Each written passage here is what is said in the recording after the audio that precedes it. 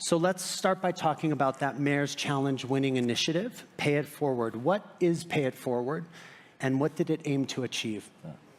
Thank you, Jim.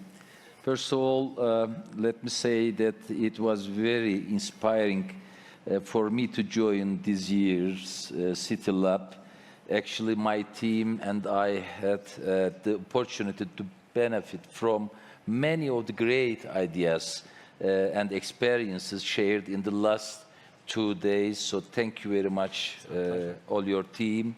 And back to your question, our Pay It Forward platform embodies the essence of our solidarity municipalism, which is about citizens helping citizens. Citizens helping citizens.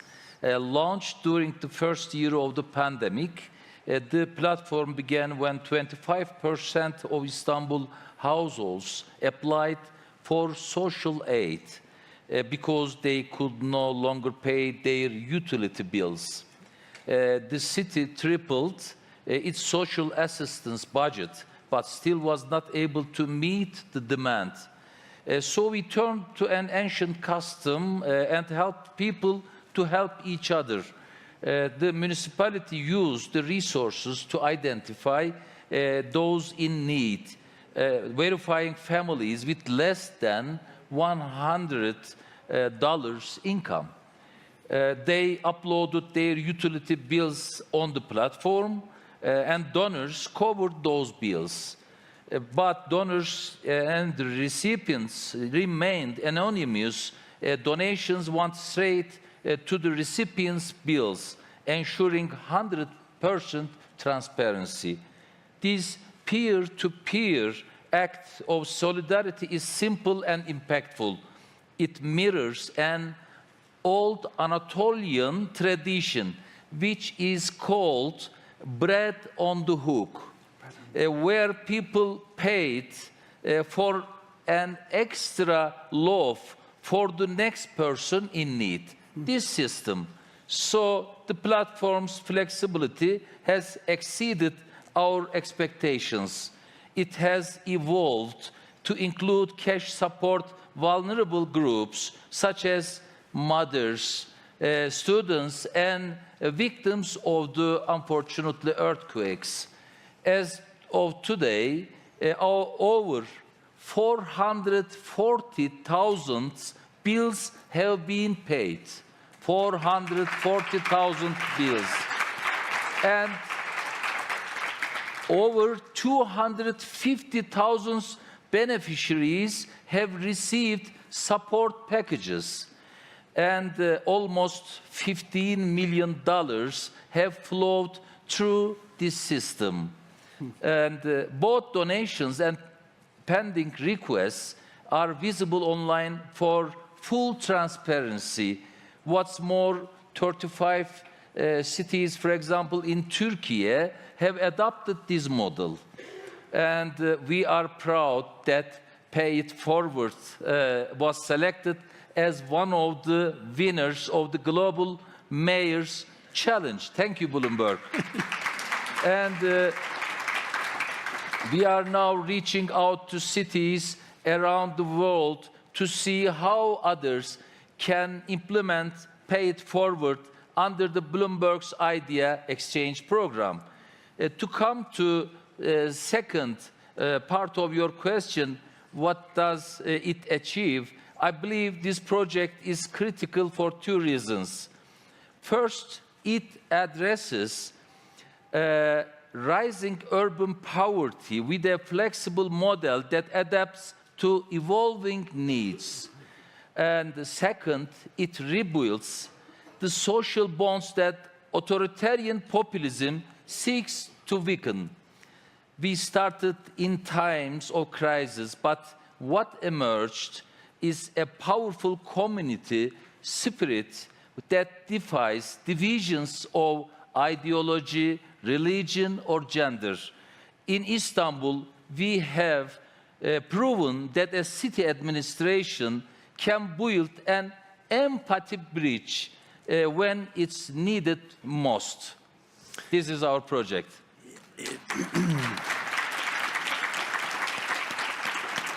The building of that empathic bridge is absolutely the reason that it was selected to be a part of the Bloomberg Cities Idea Exchange. This is an idea that has currency and interest in cities all over the place. We're thrilled to continue to promote it. So you've mentioned solidarity governance, and that's a part of the Istanbul model. Yes. What is solidarity governance? What is the Istanbul model, and how does that model guide your actions and your priorities as mayor? The Istanbul model is driven by three core pillars. Solidarity, as I mentioned, development and welfare. These principles guide every policy we implement. The first pillar is solidarity. Through Istanbul model, the city administration and its 32 municipal subsidiaries prioritize residents' needs. This is our first principle. This approach builds a creative, just, and green city while tackling complex challenges like migration, for example, and poverty and inequality. Solidarity principle also means facilitation of citizen platforms, such as Pay It Forward, which I already explained. The second pillar of model is development. Our focus is inequitable and smart urbanization, and we have made significant investment in extending metro lines and improving bus and sea routes, bringing mobility to underserved areas. So we are also expanding green spaces, ensuring that everyone has access to nature. We have already opened 13 million square meters of green space, including 6 city forests. We have created 22 new public squares, which are symbols of freedom of expression and association for cities. The third pillar of Istanbul is welfare, very important, and our policies ensure that all residents benefit from urban life, whether through enhanced public transport, access to cultural facilities, or opportunities for women and youth. Mothers, for example, this is a very special project for us. Mothers with children younger than 4 can use public transport free of charge. Free of charge. And nearly 700,000 mothers have made 160 million trips to take their children to school. Wow. Or to one of the 104 nurseries opened since we took office in 2019. We have another one, we have provided scholarship for university students to nearly 300,000 students in the last 4 years. And we will provide this year new scholarships to 100,000 more students for this period. Through these policies and practices, our priority is to address extreme poverty during the times of economic hardships. At the same time, for the future, we also have additional programs to support young entrepreneurs. And one final cross-cutting aspect of our approach is citizen participation in decision-making is another very important politics for us. This is best shown by our Budget is Yours initiative, where we prepare a part of Istanbul's budgets together with its citizens to increase citizens' participation in e-government and decision-making. We also created a super app which we call Istanbul is Yours. This is a new app, so with one username and password, users can have access to over 90 apps inside it. And so far, 5.2 million in 2 years, 5.2 million users downloaded this app, and where they can also share their opinions on decisions affecting their lives. These wide consultations enable to us to feel the pulse of society, understand their expectations, and respond to them. In summary, Istanbul model guides us in building an inclusive, people-centered city where no one is left behind. It's an amazing vision. And the citizen participation point is one that really caught my attention when I was in Istanbul. I think we have a few photographs to show. There's a great story. Before this mayor took office, the mayoral residence was a walled-off place, a large set of gardens, a large set of buildings, private swimming pool, only available to the mayor. This mayor tore down those walls, opened the place up, turned it into the city planning department, and what I love the most is he drained the swimming pool. And he drained the swimming pool and called it the pool of ideas. And the pool of ideas is a place that the city planning department brings in residents for brainstorming sessions and policy-making sessions, all going back to this idea that the mayor just spoke about around solidarity and participation. It was so inspiring. So, Mayor, in a world where democracy and world peace are threatened, how do you see the role of city leadership? What is the role of city leaders at this time? There's the pool. Yeah. How cool is that? Yeah, that is the pool. Yes. Change is very good. Yes. Authoritarian politicians today follow a well-known playbook. They exploit social divisions, undermine democratic institutions, and silence dissent. This doesn't just happen within national borders. They create, and at the same time, external enemies and fuel conflict abroad to solidify their control on power. The challenges Istanbul faces today are not simply due to the growing authoritarianism at home, but unfortunately in the whole neighborhood. The Syrian civil war has displaced 12 million people, and many of them have sought refuge in Turkey. Wars in Ukraine and in the Middle East are contributing to more humanitarian crisis, with millions displaced in the region. And now 2.5 million refugees only in Istanbul. Istanbul is once more at the front line as Syrians, Ukrainians, and others look for refuge. This challenge is too great for Istanbul and Turkey to face alone. The cities are affected directly by the migration and refugee crisis. However, their role in shaping global policies is very limited.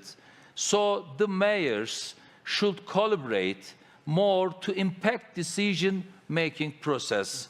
If we believe human rights and justice, we must react to humanitarian tragedies with the same degree of determination, regardless of where they emerge. Unfortunately, this is not always the case. And that is why liberal democracy is losing ground, and why so many people feel that the global system is failing them. The founder of my political party and the founder of Turkish Republic, Mustafa Kemal Atatürk, warned the national leaders that unless a nation's life faces peril, war is a murder. Unless a nation's faces peril, war is a murder. It's very important. In a world where we have to understand that his famous dictum, peace at home, peace in the world, is still a guiding principle for me. In a world where democracy and global peace are threatened, the city leaders must raise their voice and take initiatives for peace and cooperation. And this is exactly what we are doing in Istanbul and beyond. We have started a regional city network in the Balkans with 23 cities in 2021. B40, the name is B40, as we call it, is now a platform for collaboration among 65 cities of all Balkans. Some of them are represented now here in this room. This December, for example, not only for Balkans, this December we will convene in Istanbul the mayors of the major cities of the Middle East and North Africa, and to discuss how we can address the sources to conflict and build a better future for all based on peace and cooperation.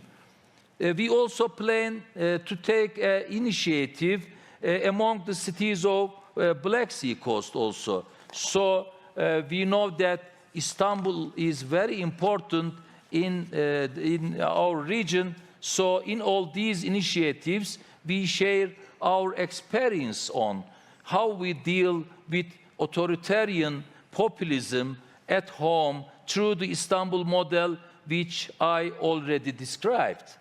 This is how I believe city leaders can make critical difference to defend peace and democracy. Because without peace, mayors, there is no democracy.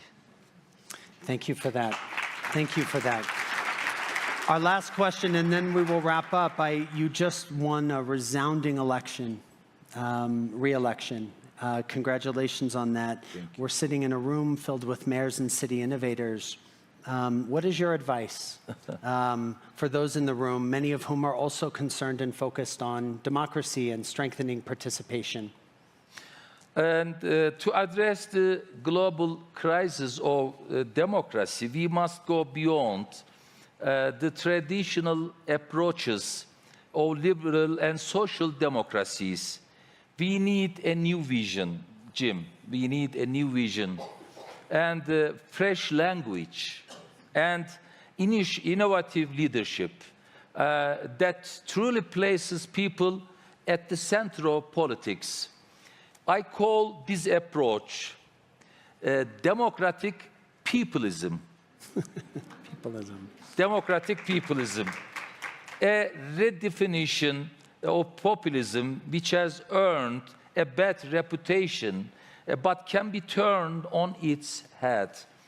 Instead of division and inequality, this form of leadership emphasizes inclusion, fairness, and respect for all groups. Authoritarian populists grow by exploiting social divisions and inequality.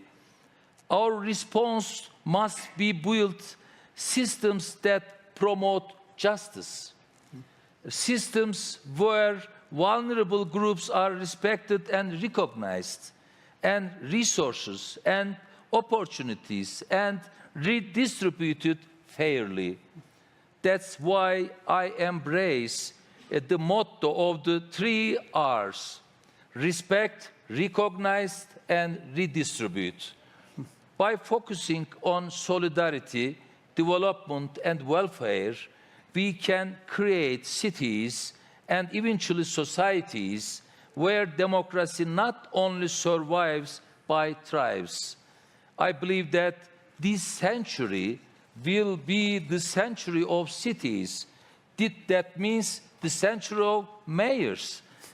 Cities are the best places where we will find solutions to the most urgent global problems.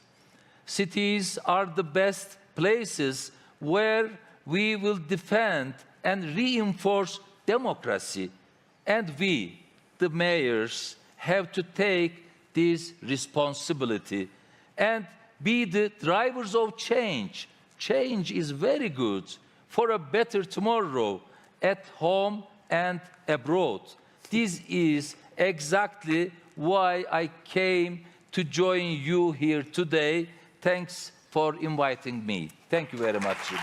Thank you so much. What an excellent note to end on. Thank you. Thank you, Mayor. Thank you. Appreciate you so much. Thank you. Thank you so much. Thank you.